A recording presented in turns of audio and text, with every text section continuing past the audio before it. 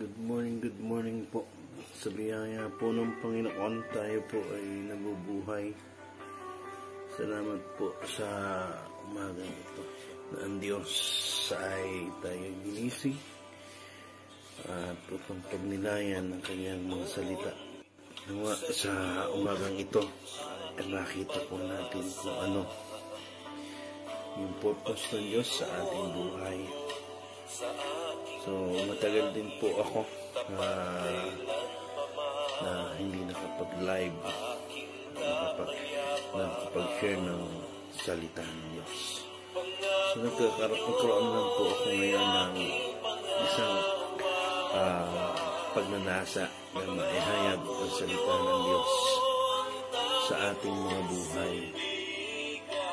So, sabi po sa aklat ng unang Kronika, chapter 16, magpasalamat kay Yahweh, tumawag sa kanyang pangalan ng lahat ng gawa niya sa lahat ay ipaalam. Umawit ng pagpupuri at siya ay parangalan, ang kahanga-hanga niyang gawa ibalita kahit saan. So, kailangan po natin talagang magpasalamat sa Diyos sa araw-araw.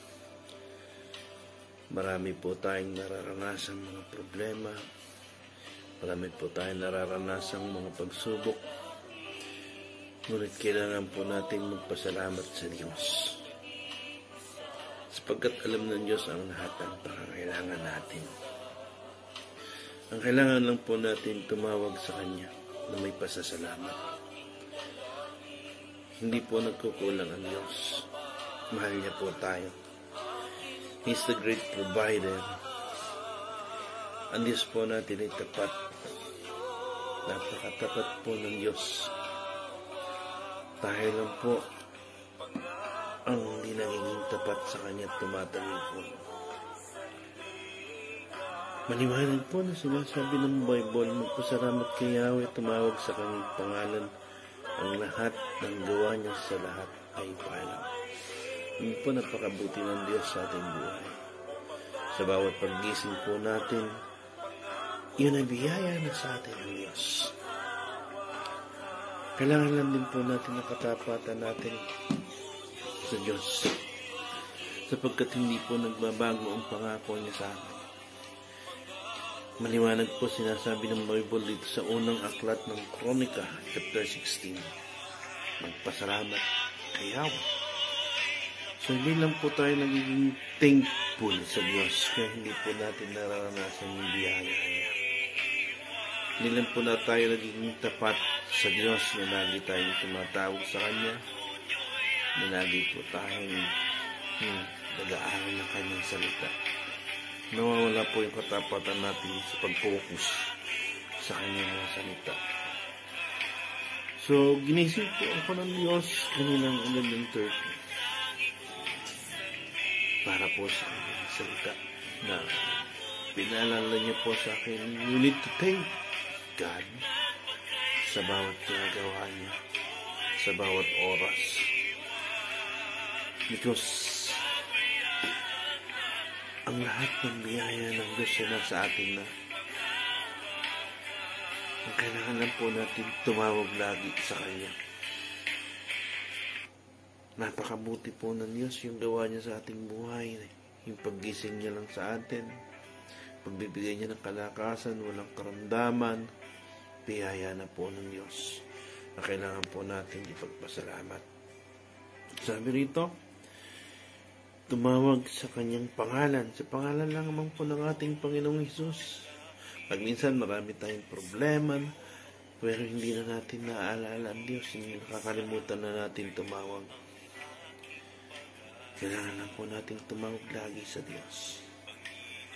Yung faithfulness po natin sa pagtawag sa Panginoon, faithfulness sa pananalangin, faithfulness sa pag-aaral ng Kanyang masalita, sapagkat ito po ang buhay natin. Pag wala po tayong word of God, wala po tayong kalakasan, hindi po natin alam ang katotohanan, kung ang kalooban ng Diyos, kung wala tayong word of God, wala po tayong lakas. Sapagkat ang ating spiritual na siyang nakikipag-ugnayan sa Diyos, ang pagkain po niya ay salita ng Diyos. Kung ating pisikal kumakain ng kanin, kailangan din po ng ating espiritual na kumakain din po. Ito po ay salita ng Diyos. Pakikipag-ugnayan sa Panginoon pananalangin. So, alam niyo po, napakabuti ng Diyos sa ating buhay. Matatapos na naman po ang unang buwan ng 2025. Buhay pa rin po tayo. We need to thank God. We need to be faithful.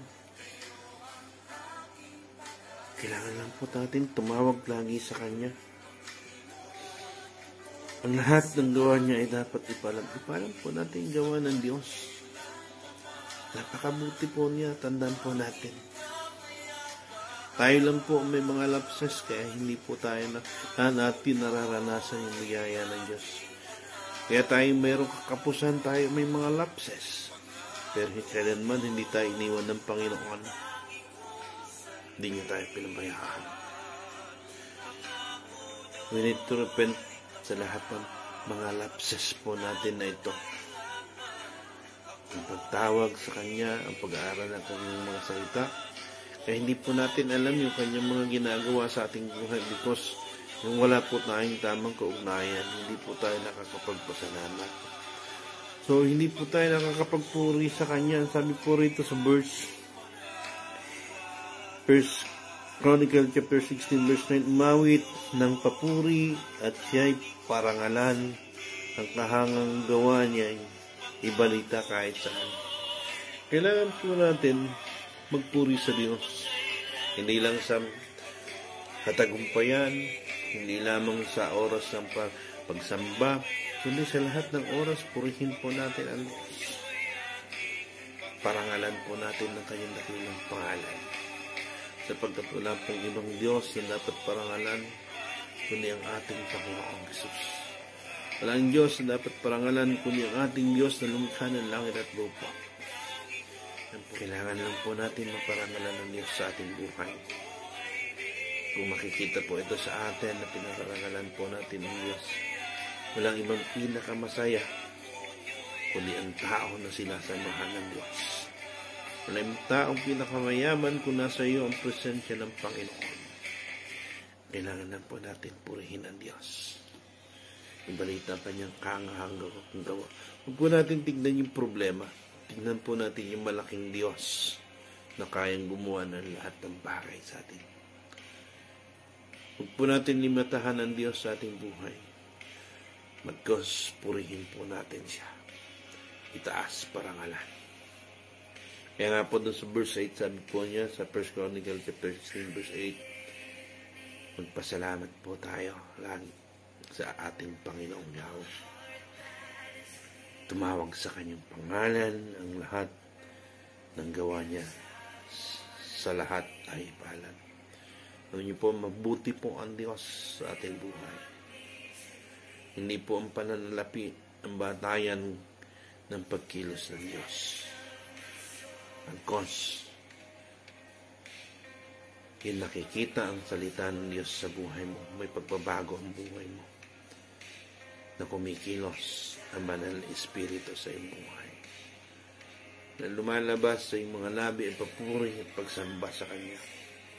Yung ginawa ng Diyos dun sa krus, kung paanong ipinahayag niya yung pag-ibig niya. Pinakita niya yung pag-ibig niya sa pamagitan ng pagsasakripisyo ng Kanyang buhay dun sa krus ng Kalbaryo. Kung paanong pinahalagan ka ng Diyos, hindi niya inisip yung paghihirap dun sa krus. Ang inisip ng Diyos ay maligtas po tayo sa pagkakasala, matubos sa pagkakasala. Kaya nga, patuloy po nating damahin yung pag-ibig ng Diyos sa pagitan ng tunay na pakikipag-ugnayan.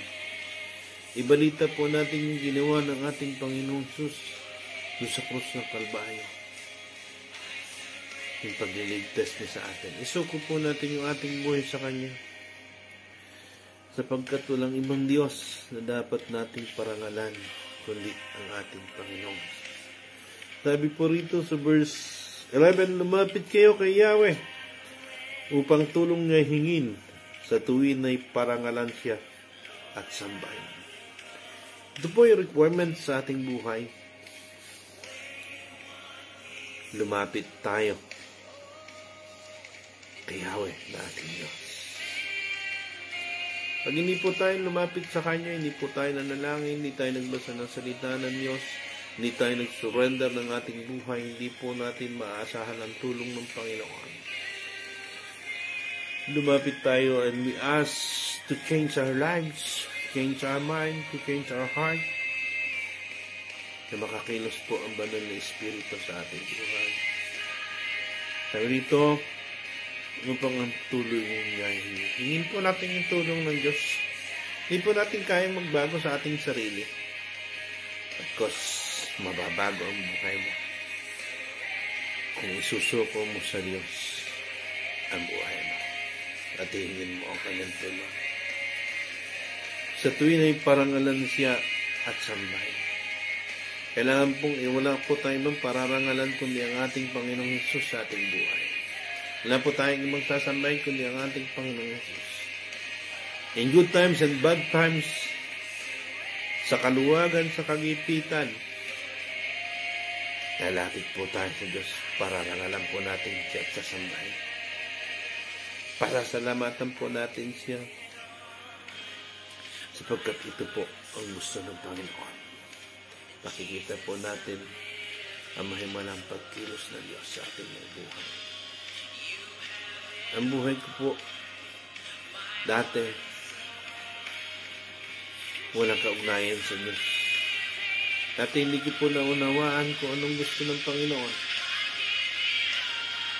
Pero nung isuko ko po ang buhay ko sa Kanya, ako po ay lumapit sa Kanya na unawaan ko kung anong ginawa ni Jesus sa krus ng Kalbaryo. Walang katumbas na pag-ibig niya sa akin. Dati po ako ay isang basahan lamang sa harapan ng Panginoon. Ngunit sa dakila niyang pag-ibig, hindi niya tinignan yung pagkakasala ko. Ipinatawad na po ng Diyos. Kaya mga kapatid, kung tayo po mag-aalinlangan, inaalala mo na yung makasalanan, kapatid, na kailangan lamang natin lumapit sa ating Diyos at isukong ating sarili. Ipasakop po natin sa Kanya. Aminin po natin na tayo makasalanan at tayo nagkamali. At ang Diyos, ipagpatawad po ang ating mga kasalanan sa ating pagbabalik loob sa Kanya. Hayaan po natin na si Jesus ang manahan sa ating puso, maghari. Hayaan natin na siya ang kumilos sa ating buhay. Ang kailangan po natin ay makita ang parangalan ng Diyos sa ating mga buhay. Tandaan po natin lagi ang paglapit sa Diyos at kalakasan. Hingin po natin lagi ang tulong niya.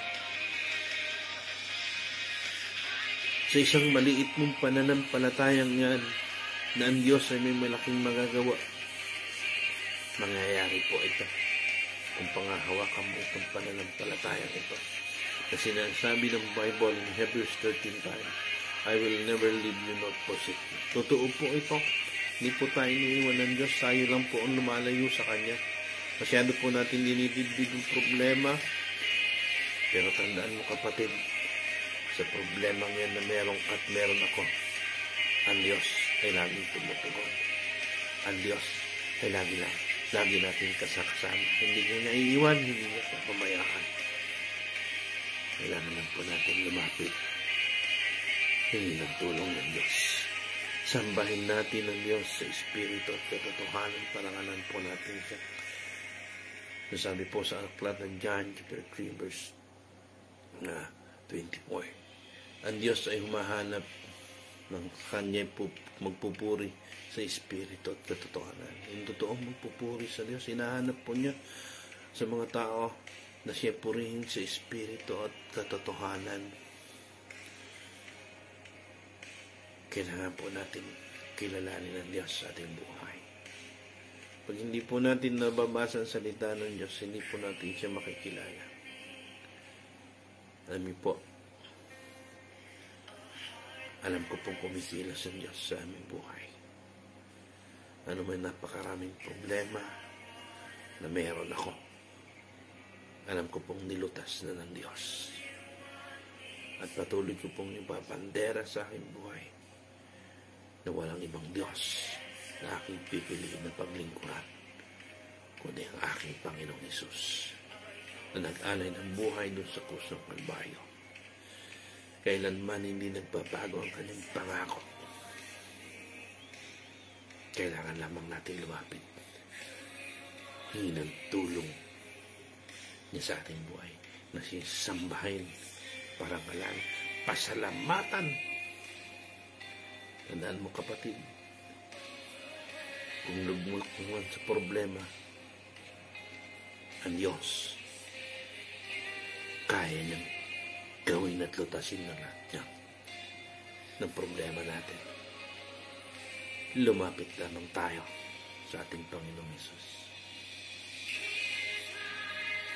Salamat po sa umaga ito sa mabiyayang salita ng Diyos mula sa aklat ng unang Kronika, chapter 16.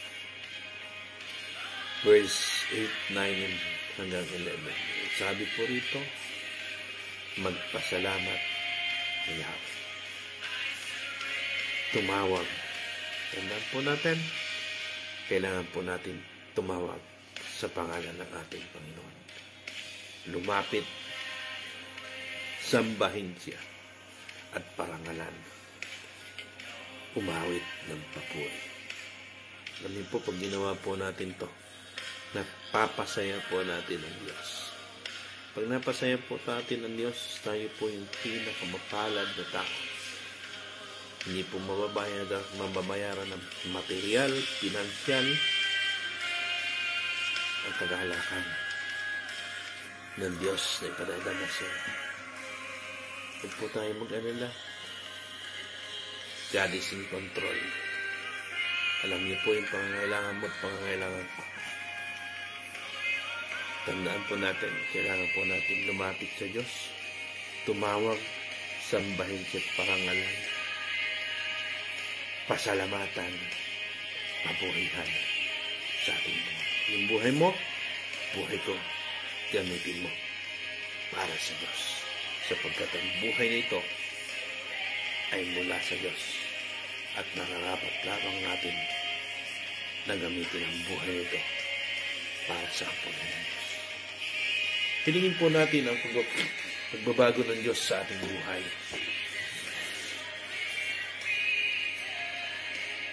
Hilingin natin yung tulong ng Diyos.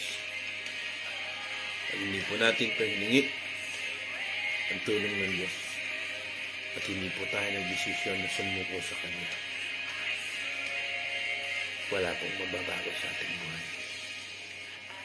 Kailangan po natin magdesisyon. Kailangan natin isuko ang buhay natin upang malaya po tayo makalapit sa ating Panginoon, upang malaya po tayo makatawag sa Kanya at ang banal na Espiritu ay malayang makakilos sa ating buhay. Sambahin natin ang Diyos sa Espiritu at katotohanan. Wala ibang Diyos na siya itutugon kundi ang ating Panginoong Hesus. Kundi ang ating Diyos na gumawa ng langit at lupa. He is the Alpha and Omega. Kapatid, kung mong dibdibin ang problema, araw-araw po gumagawa ang Diyos na mabuti para sa atin. Araw-araw gumagawa ang Diyos. Hindi mo lang po napupuna sapagkat wala kang panahon lumapit sa Kanya. Wala kang panahon tumawag. Hindi mo ito nakikita. Dahil nakapokus ka sa problema. Pero kung pupukusan po natin ang ating Panginoong Hesus, makikita mo yung galaw ng Diyos, yung paggawa niya sa iyo. Because nothing is impossible with God. Salamat po sa Diyos sa oras pong ito, sa mabiyaya at mahimalang oras na alam ko po gumagawa ang Diyos sa aking buhay, sa buhay ng aking pamilya, sa buhay ng mga katrabaho, sa buhay ng bawat tao na nagtatapat sa Panginoon. Sa lahat ng aspeto ng aming buhay, ay ang Diyos ay gumagala. Bago po ako magtapos, ayahan niyo po na ipanalangin ko po ang bawat isa sa atin. Madama po natin ang presensya ng Diyos sa ating buhay. Panginoon, sa oras pong ito, alam ko pong napakabuti mo, O God. Tunay nga, Panginoon, napakayaman ng iyong salita. Panginoon, tunay nga, O Diyos, na kami inibig mo. Inibig mo ako at maging sa kabila ng screen ng cellphone na ito, O God. At sino man naabot ng platform na ito. Lord, alam ko po na gumagalaw ka, O Diyos. Salamat po sa inyo itinuro mula sa unang aklat ng Kronika chapter 16, verse 8, 9 hanggang 11, na kailangan po namin laging magpasalamat sa iyo, laging tumawag sa iyo, laging lumapit sa iyo, hinihingin namin sa iyo ang tulong, Panginoon, na kailangan namin, Panginoon, na isurrender ang aming buhay upang makakilos ka.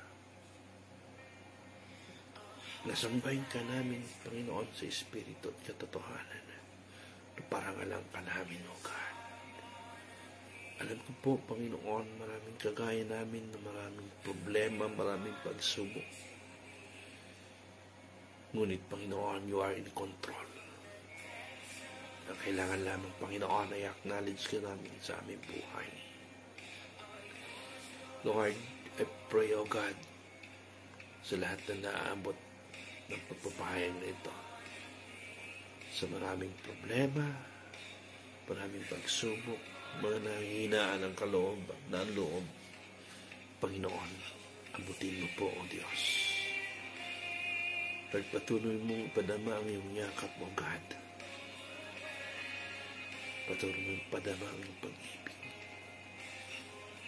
Panginoon, salamat po sa oras po ito. At kung ikaw ay nagnanais na mabago ang iyong buhay, malutas ang problema, gumanda ang iyong buhay, maaari mo kang sumunod sa panalangin ito na pag-anyaya na pagtanggap sa Panginoon, sapagkat kung ikaw ay magdidesisyon na siya ay tatanggapin at kilalanin mo sa iyong buhay, ang Diyos ay gagalaw sa iyo. Maaari ka sumunod kasabay ng paglagay ng kanang kamay mo sa tapat ng iyong puso. Sabihin mo, Panginoong Hesus, sa oras pong ito, ako'y lumalapit sa iyo na may kapakumbabaan. Tumadalangin, patawarin mo po ako sa lahat ng aking nagawang pagkakasala, sa isip, sa salita, at sa gawa. Sa oras pong ito, inaanyayahan kita, Panginoong Hesus, na pumasok sa aking buhay. Tinatanggap kita sa aking puso bilang aking Panginoon at tagapagligtas. Banal na Espiritu, pangunahan mo po ako upang gawin ang kalooban mo. Isulat mo po, Panginoong Hesus, ang aking pangalan sa aklat ng buhay. Bigyan mo po ako ng lakas ng loob sa magitan ng banal na Espiritu na gawin ang kalooban mo. Salamat po sa iyong dakilang pag-ibig, sa iyong pagpapatawad. Salamat po sa ginawa mo sa krus ng Kalbaryo para sa akin, na inalay mo ang iyong buhay para sa kapatawaran ng aking mga kasalanan. Salamat po, Amang Banal. Wala na akong ibang Diyos sa paglilingkuran. Hindi ang aking Panginoong Hesus. Salamat po sa iyong dakilang pag-ibig, sa iyong pagpapatawad, at sa buhay na walang hanggan na kaloob ng aking Panginoong Hesus. Amen. Tandaan po natin, wala tayong ibang lalapitan at tatawagan sa sambahin, papupuri at pasasalamatan, kundi ang ating Panginoong Hesus. Pagpalain po tayo ng Diyos na lumikha ng langit at lupa, at nawa manatili ang biyaya ng Diyos sa kalangitan sa buhay mo at sa buhay ko. God bless us all.